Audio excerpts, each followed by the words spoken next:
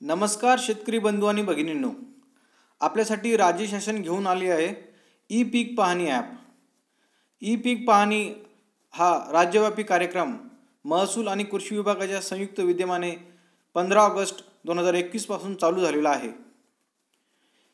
मी दत्ता वानखेडे, कृषी सहाय्यक, तालुका कृषी अधिकारी कार्यालय करमाळा, जिल्हा सोलापूर येथे कार्यरत आहे। मी सोलापूर जिल्ह्याचा मास्टर ट्रेनर आहे। मला विभागीय आयुक्त कार्यालय पुणे येथे या ई पीक पाहणी प्रकल्पाबद्दल प्रशिक्षण दिलेलं आहे। आता आपण ई पीक पाहणी ॲप चालवताना ज्या अडचणी येतात त्याच्याबद्दल बघूयात। तर ई पीक पाहणी ॲप चालू केल्यानंतर असा कधी मेसेज दिसतोय काही मोबाईलवर, इंटरनेट आवश्यक आहे।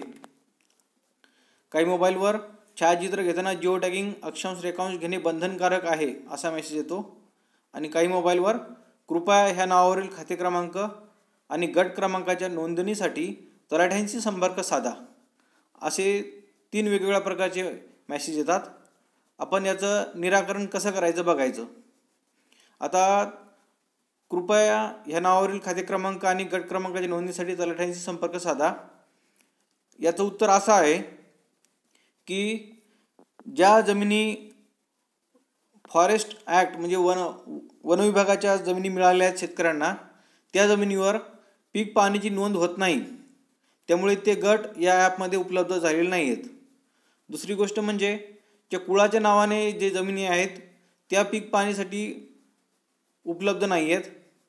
नंतर जे संस्था जे असतात, देवस्थान वगैरे किंवा वेगवेगळ्या जे संस्थेच्या जे जमिनी असतात ते पण इथे पीक पाहणीसाठी उपलब्ध केलेले नाही आहेत, त्यामुळे तलाठ्यांशी संपर्क साधा असा इथे मेसेज येतो।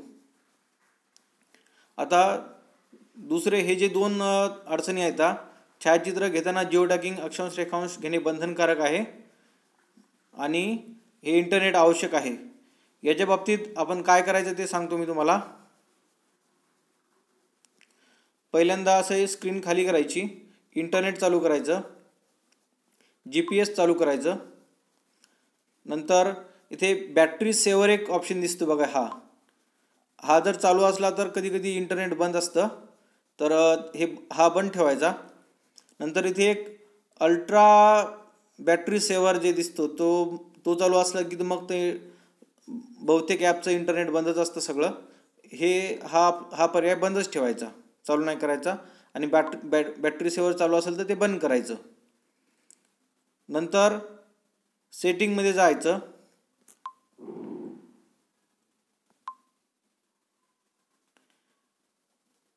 सेटिंगमध्ये GPS टाईप करायचं।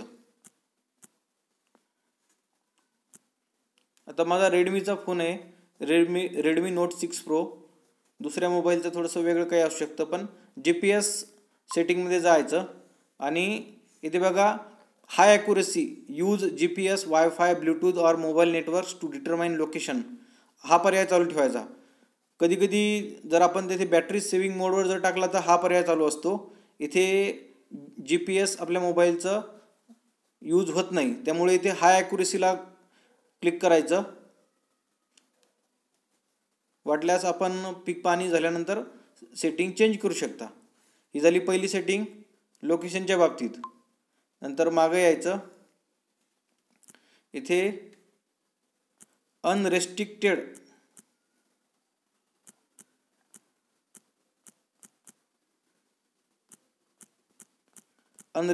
डेटा असं सर्च करायचं। हे बघा लाल अक्षरात आलेलं आहे, याला क्लिक करायचं।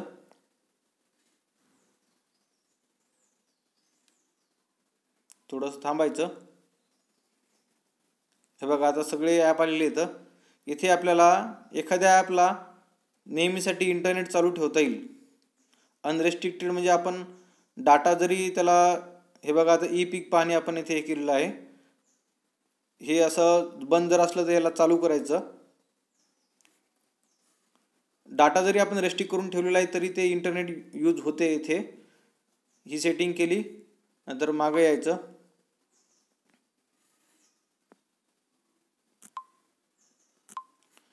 अजून सेटिंगमध्ये जायचं. सेटिंगमध्ये इथे खाली ॲप्स म्हणून दिसतं बघा, ॲप्स.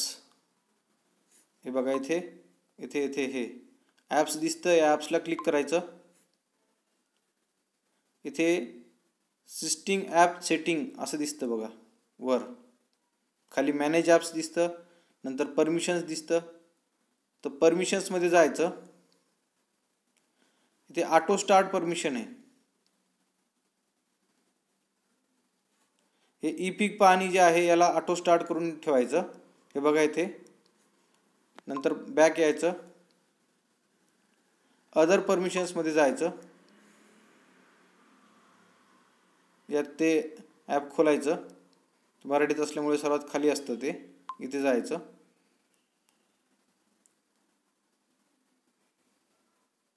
याच्यामध्ये नोटिफिकेशन अलाउ आहे, अलाउ राहू द्यायची. तर मागे यायचं. आणि आता बघा हे ॲप जर असं प्रेस करून ठेवलं ई पीक पाहणी तर इथे ॲप इन्फो येतो. इथे रेडमीचे जेवढे काही मोबाईल आहेत त्यांच्या बाबतीत असं येतं. याला ॲप इन्फोला क्लिक करायचं. आणि इथे बघा रिस्ट्रिक्ट डाटा युजेस जे आहे याला इथे क्लिक केलं तर वायफायला ऑन केलं. हे बघा ऑन, सिम 1ला ऑन, सिम 2ला ऑन. ओके करायचं. तसंच अदर परमिशनमध्ये जायचं. हे नोटिफिकेशन तर मग ऑन केलं आहे आपण. बॅक जायचं. इथे बघा स्टोरेजचं परमिशन विचारलं अजून, लोकेशन आणि स्टोरेजचं. हे परमिशन पण ऑन करायचे. तर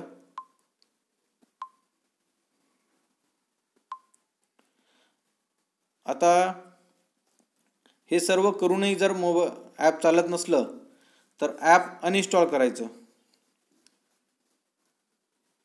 इथे प्ले स्टोअरला गेले तुम्ही, किती ई पीक पाहणी जे दिसते, किंवा अनइन्स्टॉल करायच्या अगोदर इथे आता माझ्याकडे हे डेमो म्हणून एक ॲप आहे, त्याला क्लिक करायचं. असं त्याला ॲप इन्फोवर जायचं.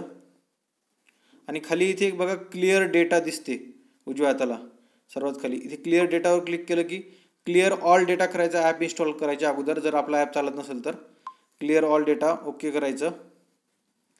म्हणजे त्याच्या जे काही फाईल सेव्ह झाल्या होत्या ते क्लिअर झालेले असतात.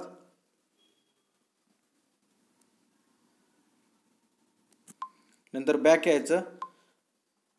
प्ले स्टोअरमध्ये जायचं. हे ॲप अनइन्स्टॉल करायचं आणि परत एकदा इन्स्टॉल करायचं. आता माझा ॲप चालत आहे त्यामुळे मी अनइन्स्टॉल काय करत नाही. हे बघा इथे ओपन केलं की याच्यात ऑलरेडी मोबाईलची नोंदणी झालेली असल्यामुळे डायरेक्ट ओपन होतं. आता आपण दुसऱ्या काही जे शेतकऱ्यांच्या जे प्रश्न आहेत त्याच्याबद्दल माहिती घेऊ. त्याच्यामध्ये आता सुरेश शिवराम शेंडे यांचा आपण हे करूया. यांचा संकेतांक जर कधी विसरला असेल तर संकेतांक विसरला याला क्लिक करायचं. इथे बघा दिसतो 1892 आहे यांचा.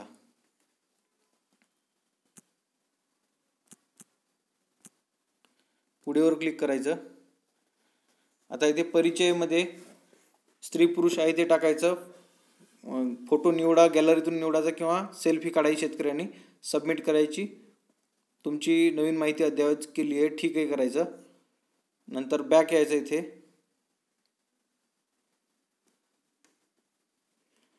आता कायम पड जर असेल एखाद्या शेतकऱ्याची तर ती अगोदर नोंदवायची, पिकाची माहिती नोंदवायच्या अगोदर.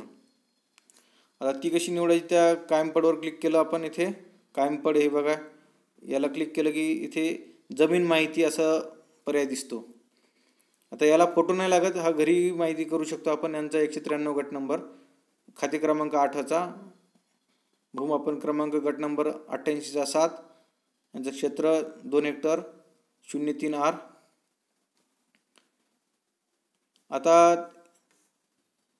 याचा जे प्रकार आहे कायम पडचा प्रकार तो बघा. इथे सरकारी वन, खाजगी वन, संरक्षित वन, राखीव वन, डोंगर, पड, वाळवंटपड, खडकपड, मुरुमपड, खानपड, रेल्वेपड, सैनिकी छावण्यांच्या जागा, तलावपड, कालवापड, पोल्ट्री शेडपड, कांदाचाळ, खळेपड, धार्मिक स्थळपड, गोट फार्मपड, मिठागर, मत्स्यशेतीपड, विहिरी, 2 विहिरीपड, 3 विहिरीपड, 4 विहिरीपड, 1 सामायिक विहीरपड, 2 सामायिक विहीरपड, सार्वजनिक विहीरपड, कूपनलिका, 2 कूपनलिका, 3 कूपनलिका, 4 कूपनलिका, शेततळे, 2 शेततळे, सामायिक शेततळे, 2 सामायिक शेततळे, बिनशेतीपड, बिनशेती सुविधा क्षेत्र, पाणंद रस्ता वगैरे हे ते.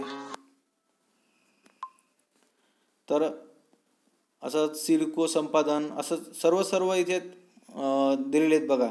भूसंपादित क्षेत्रपड, औद्योगिक क्षेत्रपड, कोल्ड स्टोरेज पड, असं सर्व दिलेलं आहे. यातलं कोणतंही निवडायचं. उदाहरणार्थ समजा आपण आता यांचं विहीरपड जर असेल तर विहीरपड निवडायचं आणि विहिरीचं क्षेत्र जे आहे तर ते आपल्याला शेतकऱ्यांना गुंठे जर 2 गुंठे लिहायचं असेल तर 0.02 हेक्टर लिहावं लागतं आणि जर 1 गुंठा लिहायचं तर 0.01 हेक्टर लिहायचं. साधारण 2 गुंठे आपण विहिरीचं कायमपड क्षेत्र टाकू शकतो. आता इथे तात्पुरतं मी सबमिट नाही करत कारण शेतात शेतकऱ्यांचे किती पड आहे ते एकदा विचारून टाकता येईल ते. तर बॅक येऊ. इथे कायमपड क्षेत्र कोणतं जे आहे आपलं ते निवडायचं आहे आणि तेवढं क्षेत्र तिकडे लागवडीखाली क्षेत्रामध्ये कमी होईल. तर बॅक आले. आता माहिती नोंदवामध्ये याच्या अगोदर मी निर्भेळ पिकाबद्दल माहिती दिलेली आहे. खरीपमध्ये निर्भेळ पिकं जी असतात त्यांची निर्भेळ म्हणजे एक पीक जेव्हा असते तेव्हा त्याची माहिती दिलेली आहे मी.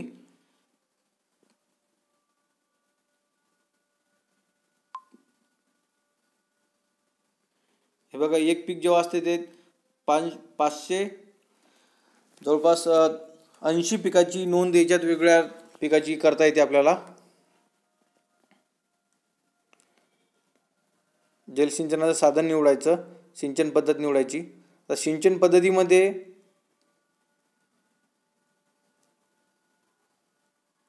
जलसिंचनाचं जे साधन आहे, जर एखाद्या शेतकऱ्याकडे जिर आहेत म्हणजे पावसाच्या पाण्यावर जर जलसिंचन होत असेल तर ते सर्वात खालचा ऑप्शन निवडायचा. हे बघा, अजलसिंचित किंवा जिर आहेत. आता आपण मिश्र पीक जे आहे ते कसं नोंदवायचं ते बघूया. मिश्र पीक म्हणजे शासनानं आता यात आंतरपीक आणि मिश्र पीक दोन्हीची एकच व्याख्या केलेली आहे. त्यामध्ये पहिलं पीक जे असतं, उदाहरणार्थ आपण जर इथे सोयाबीन टाकलं,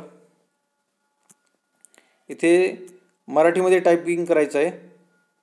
ते काल आमची मीटिंग झाली त्याच्यामध्ये त्यांनी इंग्रजी टायपिंग केल्यानंतर बिन येईल असं ॲपमध्ये दुरुस्ती होणार आहे. आणि तशीच म्हणजे आपण नोंदणी केल्यानंतर SMS येणार आहे, तशी सुविधा येणार आहे. आणि तलाठी भाऊसाहेबांनी अप्रुव्हल दिल्यानंतर आपल्या 7/12ला जेव्हा नोंदणी होईल त्याचं पण SMS येणार आहे भविष्यामध्ये. तशी सुविधा ॲपमध्ये होणार आहे. आता सोयाबीन जर निवडलं, उदाहरणार्थ सोयाबीन 1 हेक्टर आहे आणि त्याच्यामध्ये मिश्र पीक किंवा आंतरपीक दोन्ही एकच व्याख्या असल्यामुळे तुरीची पहिली उकार आहे ॲक्च्युली ती.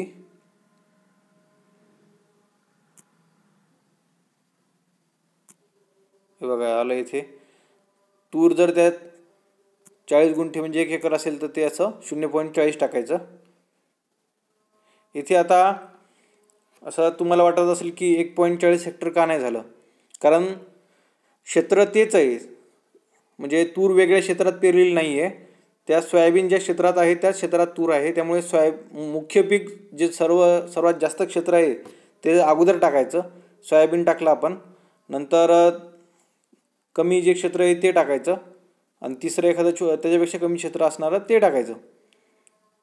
आणि छोटे मोठे जे आपले 1 गुंठा 2 गुंठे जे छोटे भाजीपाला वगैरे लावलेले असतं ते नाही टाकलं तरी चालतं, त्याची काही नोंदीची गरज नाही. आणि आपण नोंद केलेली माहिती इकडे अपलोड करायची असते या पर्यायामध्ये जाऊन. आता सध्या आपण सेव्ह नाही केलेली यांची माहिती, पिकाची माहिती.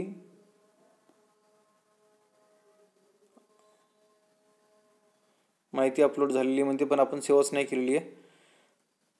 तर हे ॲप रजिस्ट्रेशन करताना इंटरनेटची गरज आहे आणि शेतात लोकेशन वगैरे GPS सर्व ऑन असणं गरजेचं आहे. आणि जेव्हा आपण फोटो वगैरे अपलोड करणार आहे तेव्हा एकदा इंटरनेटची गरज आहे. शेतात इंटरनेट नसलं तरी चालतं. रजिस्ट्रेशन आणि अपलोड करताना इंटरनेटची गरज आहे, तेव्हा आपण गावात येऊन करू शकतो. धन्यवाद. तुम्हाला इतर काही प्रश्न असतील तर मला माझ्या व्हॉट्सॲपवर विचारू शकता. माझा नंबर आहे 90 96 83 35 53. थँक्यू.